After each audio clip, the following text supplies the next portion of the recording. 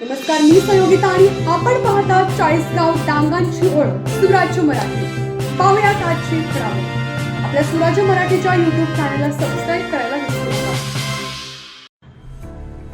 योग्य वेळी मार्गदर्शन मिळाले तर आयुष्य घडते. API किशोर पवार. सर्वोदय विद्यालयात कायदेविषयक शिबिर संपन्न. परिस्थिती माणसाला जीवन जगायला शिकवते. जेव्हा सगळे साथ सोडतात तेव्हा आयुष्याची लढाई सुरू होते. गरिबीची कारणे शोधा. गरिबीतून श्रीमंत होण्याचा एकच मार्ग फक्त शिक्षण घेणे, असे प्रतिपादन दिवाणी न्यायाधीश SU नेहारकर यांनी केले. तालुका विधी सेवा समिती, अकोले राजूर न्यायालय तसेच अकोले राजूर वकील संघ यांच्या संयुक्त विद्यमाने आयोजित कायदेविषयक शिबिर गुरुवारी रावी पाटणकर सर्वोदय विद्यामंदिर माध्यमिक व उच्च माध्यमिक विद्यालय राजूर येथे संपन्न झाले. यावेळी न्यायमूर्ती नेहारकर विचार मंचावरून बोलत होते. याप्रसंगी सत्यनिकेतन संस्थेचे सचिव ML मुठे, संचालक विजय पवार, राजूर पोलीस स्टेशनचे API किशोर पवार, ॲडव्होकेट दत्तात्रय निगळे, सामाजिक कार्यकर्ते विनय सावंत, कनिष्ठ लिपिक SA शिंदे, DC उदागे, वरिष्ठ लिपिक SD पानसंबळ, सहाय्यक सरकारी वकील SY वागचौरे, तालुका वकील संघाचे सदस्य TT पवार, गवांदे मॅडम, दिघे मॅडम उपस्थित होते. न्यायमूर्ती नेहारकर यांनी पुढे मार्गदर्शन करताना अपयश आले खचून जाऊ नका. काळ येतो जातो, रात्रीनंतर दिवस येतो. स्वतःच्या चुका लपवू नका. वेदनांना आपली ताकद बनवा. प्रेम प्रासंगिक असावे. मैत्री अभ्यासपूर्ण असावी. महिलांचा आदर करा, असे प्रतिपादन केले. API किशोर पवार यांनी तरुण वर्ग भरकटत चालला आहे. मोबाईलचा अतिवापर टाळा. कामाची लाज वाटू देऊ नका. जीवनात ध्येय ठरवा. क्षेत्र योग्य निवडा. तुमची काळजी तुम्ही घ्या. वयाची मर्यादा बाळगा.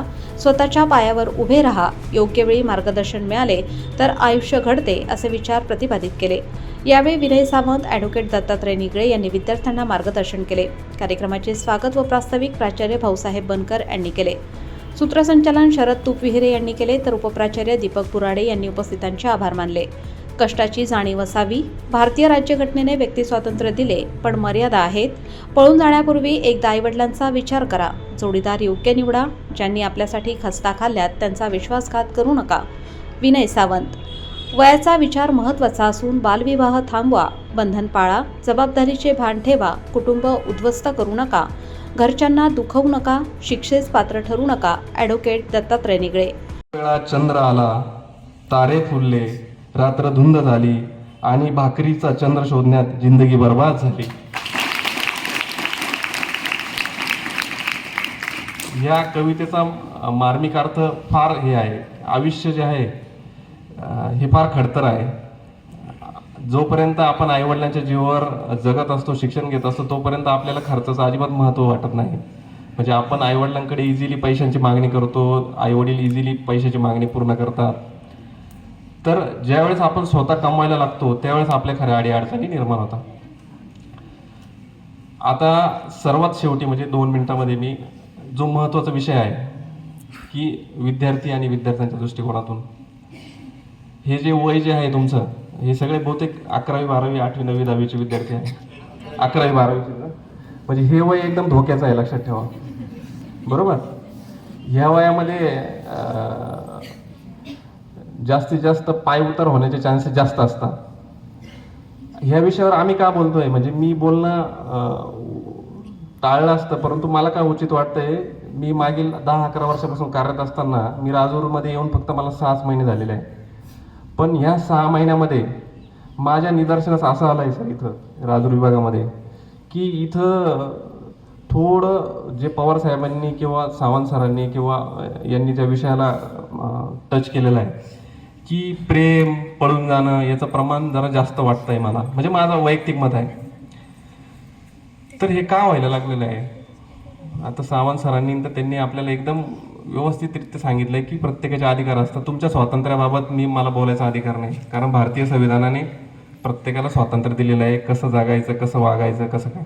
पण त्या संविधानामध्ये एक आर्टिकल 51 आहे. त्याच्यामध्ये आपले अधिकार असताना आपल्या जबाबदाऱ्या सुद्धा दिलेल्या आहेत. त्या जबाबदारीमध्ये एक ड्युटी आपली दिलेली आहे की you should endeavour to the respect of the woman. म्हणजे महिलांचा आदर करा. बरोबर. म्हणजे माझे जे मित्र आहे यांनी नेहमी ह्या वाक्याचा काय अर्थ आहे की एकमेकाबाबत द्वेष नसावा, एकमेकाबाबत निश्चित प्रेम असावं, पण ते प्रेम जे आहे ते प्रासंगिक असावं. मैत्रीण असावी, मैत्रीण नसावी असं नाही त्याच्यामध्ये. मैत्रीण 100% असावी, मित्र असावा आपला, परंतु तो अभ्यास करत असताना असावा, योग्य गोष्टी शिकण्यासाठी असावा. इथं काय व्हायला लागलं आहे की बुवा हे पिक्चर किंवा मोबाईल हे बघून याचं रूपांतर जे आहे ते दुसऱ्या ॲक्टिव्हिटीजकडे जास्त वळलेलं आहे, असं माझं राजूर येथे या ठिकाणी निदर्शनास आलेलं आहे. तर इथं होतं काय, शिक्षक लोक ही जबाबदारी सगळे शिक्षकांची असते, परंतु होतं काय, शिक्षक लोक जास्त कठोर वागायला लागले की मुलांना वाईट वाटतं, आणि मुलांना वाईट वाटायला लागले की त्यांच्या पालकांना ऑब्व्हियसली वाईट वाटतं की कशाला हे शिक्षक लोक जास्त पनिशमेंट वगैरे करतात. पण माझं वैयक्तिक मत असं आहे की तुमचे शिक्षक जर स्ट्रॉंग असतील आणि विद्यार्थी जर ऐकणारे असतील तर ह्या गोष्टी 100% टळू शकतात भविष्यामध्ये. नाहीतर काय, ह्या वयामध्ये मुलगा आणि मुलगी एकत्र मित्र, व्हॉट्सॲप, फेसबुक, इंस्टाग्राम याने वाहून गेलेले असं इथं निदर्शनास येत आहे. तर हे आपण टाळावे.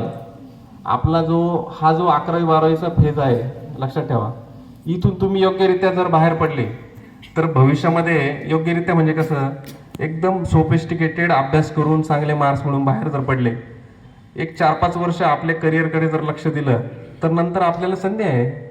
आपल्याला मनाप्रमाणे आपण एकदा अचीव करा काहीतरी गोल, कुणी डॉक्टर बना, कुणी इंजिनियर बना, कुणी अधिकारी बना, PSI बना, IAS बना, IPS बना. त्यानंतर आपल्याला ऑप्शन आहे.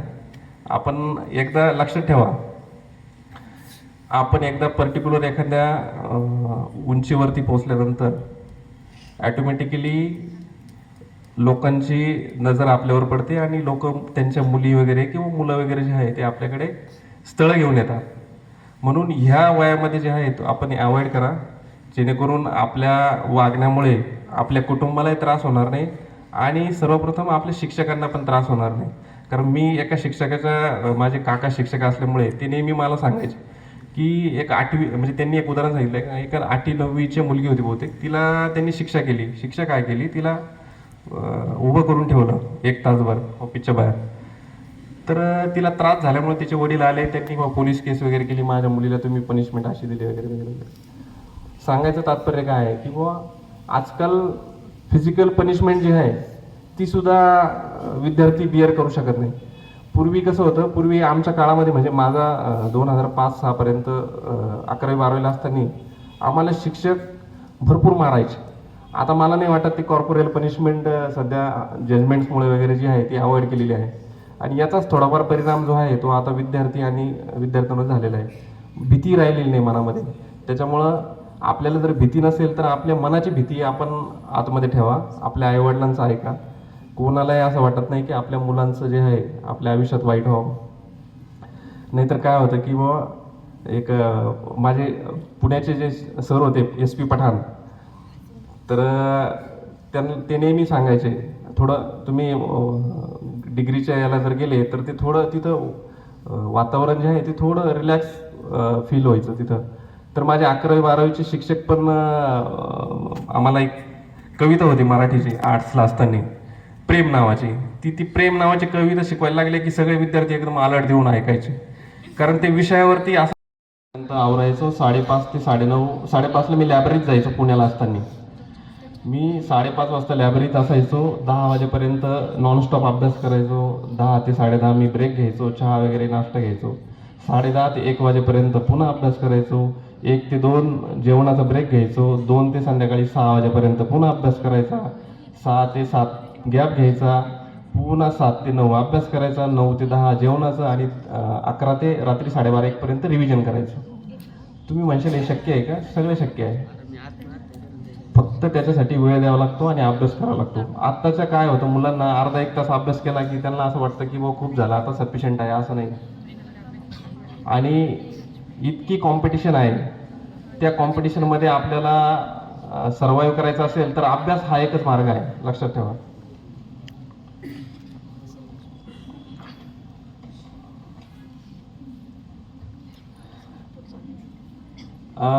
काही वेळेस अभ्यास करताना आपल्याला कमी मार्क्स जर पडले तर आपले आजूबाजूचे मित्रमैत्रिणी सुद्धा थोडे बाजूला जायचा प्रयत्न करतात. बघा, तुम्ही ऑब्झर्व करा. ते कमी बोलता लगेच, मग की बाबा याला कमी मार्क्स पडलेले, थोडं बाजूलाच थांबायच्यापासून. त्याच्यामुळं जेव्हा सगळे साथ सोडतात ना, तेव्हा खरा आपली आयुष्याची लढाई सुरू होते. त्याच्यामुळे आपल्याला कळलं पाहिजे की आपल्या सोबत कोण आहे आणि काय केल्याने काय चांगलं होतं. मी आता ज्या पदावर आहे, माझा मुलगा म्हणजे चांगल्या घरात जन्माला आलेला आहे, माझा छोटा मुलगा. मी त्याला कधीच म्हणणार नाही अभ्यास कर. मी त्याला काय करेल की बुवा थोडा मोठा झाल्यानंतर 4वी-5वीला झाल्यानंतर मी त्याला वाडी वस्ती, रस्त्यावरचे पालामध्ये झोपलेले लोक यांचा दौरा करायला घेऊन जाईल, त्याला दाखवले हे लोक बघ. त्याच्या मनात प्रश्न तयार होईल का बुवा हे कशामुळे आहे, याचं काय कारण आहे बुवा. म्हणजे हे लोक कशामुळे एवढे गरिबीत राहतात, कशामुळे अशा छोट्या छोट्या घरात राहतात, कशामुळे रस्त्यावर झोपतात वगैरे वगैरे. तर मी त्याला दाखवेल की ही जी अवस्था आहे, ही अवस्था कशामुळे झाली असेल. मी त्याला त्याचं उदाहरण देईल. ही अवस्थेचं कारण काय, ह्या लोकांना परिस्थिती भेटली नाही, म्हणजे अभ्यासाला मे बी चान्स भेटला नसेल, किंवा शाळेत भेटलेला नसेल, किंवा संधी असताना सुद्धा अभ्यास केलेला नसेल, शाळेत गेलेले नसतील, अभ्यास केलेला नसेल, म्हणून आज ते जमिनीवरच आहे. तर तू ठरव तुला काय करायचं आहे. तुला यांच्यासारखं राहायचं आहे की तुला काही वेगळं पण करायचं आहे. म्हणून परिस्थिती जी आहे ती माणसाला शिकवते. मला सांगायला कोणी नव्हतं. माझे वडील जर इलिटरेट असतील तर समजून घ्या की बुवा मला सांगायला कोणी नसताना देखील मी या पदावर पोहोचू शकतो. कुसुमाग्रज जे आहे आपले कवी सावंत सर, मी 2-3 लाईन लिहिलेल्या आहे. त्या या विषयाला लागू होत्या किंवा नाही माहीत नाही, परंतु ते नेहमी म्हणतात की 2 दिवस बोथ द साईड्स. म्हणजे एखाद्या वेळेस ॲक्सेप्टन्स होईल, पण ते रिजेक्शन लगेच असतं, लक्षात ठेवायचं. त्याच्यामुळं हे ज्या गोष्टी आहे ह्या अवॉइड करा. व त्यांचे 4 ओळी, आमचे शिक्षक जे होते प्राध्यापक गोसावी सर, त्यांच्या 4 ओळी नेहमी असायच्या की हे प्रेम काय असतं की स्वरगंगेच्या तीरावरती वचने दिले तिने मला. बरोबर काय, स्वरगंगेच्या तीरावरती वचने दिले तिने मला, आणि माळ घातली दुसऱ्याच्या गळा. म्हणून हे होण्यापेक्षा आपण काय करा, योग्य वेळेत अभ्यास करा. कमीत कमी अडचणी आपल्या आईवडिलांना निर्माण होतील एवढा प्रयत्न करा. आणि आमचा मेन टॉपिक जो आहे तो सोडून आपल्याशी जे सांगतोय तुम्हाला याच्या पाठीमागची पार्श्वभूमी माहिती पाहिजे. 12वीला मी लासलगाव, नाशिक जिल्ह्यातील लासलगाव ह्या महाविद्यालयात शिक्षण घेत असताना तिथे सुद्धा निफाड तालुक्यातील असाच लीगल एडचा कॅम्प झाला होता. आणि त्या कॅम्पला मला आठवतं की गोसावी सर म्हणून जिल्हा न्यायाधीश, हे आता सध्या हायकोर्टात आहे, यांचं लेक्चर झालं होतं. आणि त्या लेक्चरमध्ये त्यांनी जसं आता पवार सरांनी सांगितलं की बाबा आपल्याला आर्ट्स नंतर बऱ्यापैकी ठिकाणी आपल्याला ॲडमिशन घेता येतं. म्हणजे कोणाला पोलीस अधिकारी बनता येतं, कोणाला वकील बनता येतं, कोणाला इंजिनियर बनता येतं, कोणाला डॉक्टर बनता येतं वगैरे. तसं आर्ट्समधून लिमिटेड स्कोप आहे. मग मी विचार केला की आर्ट्समध्ये तर जास्तीत जास्त शिक्षक बनता येईल, किंवा दुसरं काही MPSC थ्रू इकडं जाता येईल. परंतु त्या गोसावी सरांनी एक सांगितलं होतं की लॉ हा एक सुद्धा ऑप्शन चांगला आहे. त्यामुळे मी लॉला ॲडमिशन घेतलं, पुण्याला गेलो. माझं पूर्ण 11वी ते 12वी शिक्षण जे आहे ते मराठी मीडियममधनं झालेलं होतं. हे सगळे इंग्लिश मिडियमचं कोणी नाही सर, हे सगळे मराठी मीडियमचे, म्हणजे माझेच भाऊ बहीण आहे सगळे. मी पुण्याला गेल्यानंतर मला माझं नाव आणि ॲड्रेस सोडून इंग्लिशमध्ये काहीच सांगता येत नव्हतं. मी ज्या कॉलेजला ॲडमिशन घेतलं होतं ते कॉलेज भारतामधलं टॉप 5 नंबरचं कॉलेज होतं, ILS विधी महाविद्यालय. तिथं इंग्लिश सोडून दुसरं कोणत्याही भाषेमध्ये बोललं जात नव्हतं. म्हणजे माझी पहिल्या दिवसापासून सर्वात मोठी अडचण ती झाली की भाषेची, की बाबा आता आपल्याला तर इंग्लिश येत नाही आणि आता काय करायचं. तर मी कुणी काय बोललं तर ते जसं दाखवता यस नो एवढेच उत्तर द्यायचं फक्त सुरुवातीला. मला एक आठवतं की कॉलेजचा 5वा ते 6वा दिवस होता. कॉलेजमध्ये कुणीतरी बाहेरून कर्नल आलेले होते, त्यांच्या काहीतरी मुलीच्या ॲडमिशन संदर्भात त्यांना चौकशी करायची होती. तर त्यांनी मला विचारलं की where is the administrative building, can you tell me. तर मला त्यावेळेस ते इंग्लिशमध्ये काय बोलले ते काही कळलं नाही, पण ॲडमिनिस्ट्रेटिव्ह बिल्डिंग एवढा शब्द कळला होता. मग मी त्यांना म्हटलं की आता काय सांगावं, कारण ते left straight left then again turn आणि अगेन देन असं हे सांगणं मला त्यावेळेस काही जमत नव्हतं. म्हणून मी त्यांना म्हणलं come, I will come with you म्हणलं. ही अडचण होती. मी त्यांना घेऊन गेलो आणि त्यांना पॉइंट आउट करून दाखवलं की हे ॲडमिनिस्ट्रेटिव्ह बिल्डिंग आहे. त्यानंतर तिथला लॉचा प्रवास सुरू झाला. थोडं माझे शिक्षक, इंग्लिशचे शिक्षक हे जे मला त्यांनी चांगलं शिकवलेलं होतं, म्हणून तिथं मी फाउंडेशनलाच खूप चांगली तयारीला सुरुवात केली की मग आपल्याला थोडंफार इंग्लिशचं बेसिक कम्युनिकेशन आलेलं पाहिजे. मग मी इंग्लिश मित्र कसे निवडायचे, मग तिथून ठरवलं की बाबा इंग्लिशचे मित्र जे इंग्लिश बोलणार आहे त्यांच्याशी आपण चुकीचं जरी बोललो तरी ते आपल्याला समजून घेतील. तशी जर्नी सुरू केली आणि कॉलेजमध्ये 5 वर्ष चांगले मार्क्स मिळून बाहेर पडलो. MPSC केली आणि MPSC मार्फत लवकरात लवकर पहिल्या प्रयत्नामध्ये आपल्यासमोर उभा आहे.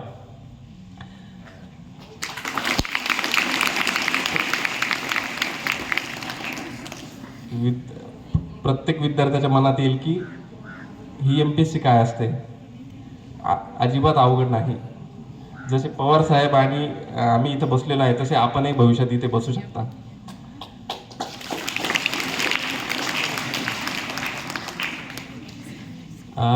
मी 2 दिवसापासून जे थोडंफार 8-10 मुद्दे होते त्या मुद्द्याच्या अनुषंगाने म्हटलं की विद्यार्थ्यांशी बोलावं. त्यातला पहिला मुद्दा म्हणजे पवार साहेबांनी पण त्यांच्या भाषणात सांगितले की तुम्हाला काय बनायचे आहे ते पहिले फिक्स करा, तुमचे ध्येय फिक्स करा. म्हणजे आर्ट्सचा विद्यार्थी असेल तर त्याने त्या अनुषंगाने विचार करा की आपल्याला काय बनायचं आहे.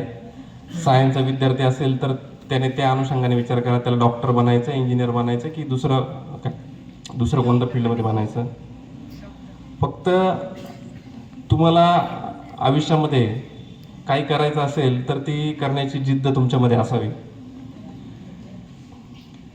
आणि विश्वास नागरे पाटील साहेब नेहमी त्यांच्या भाषणात सांगतात की फक्त जिद्द असून चालत नाही, फक्त ठरवायचं व मला इंजिनियर बनायचं आणि रात्री झोपून घ्यायचं लवकर, तर तसं नसावं. त्यासाठी चिकाटी असावी, प्रयत्न असावे.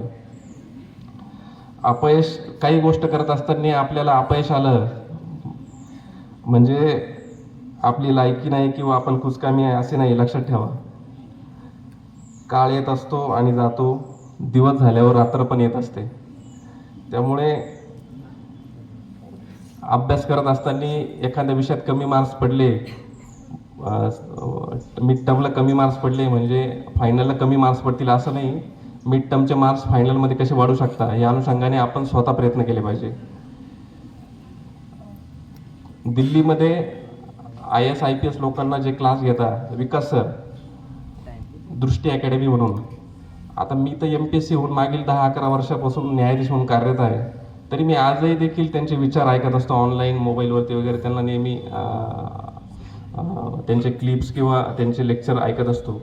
त्यांच्या वाक्यातलं नेहमी एक प्रासंगिक स्वरूपाचं वाक्य असतं की कुछ ही दिनों की बात है, ये वक्त भी गुजर जाएगा. म्हणजे आपल्याला गरिबीतून श्रीमंत होण्यासाठी हा एकच मार्ग आहे, तुम्हाला शिक्षणच गरिबीतून श्रीमंत करू शकतं. म्हणजे आता पवार सरांनी सांगितलं की बाबा त्यांचे आईवडील हे भाजीपाल्याचा व्यवसाय करायचे. माझे वडील जे होते ते माथाडी कामगार होते, म्हणजे लासलगाव येथे कांद्याच्या गोण्या उचलायचं काम करायचे.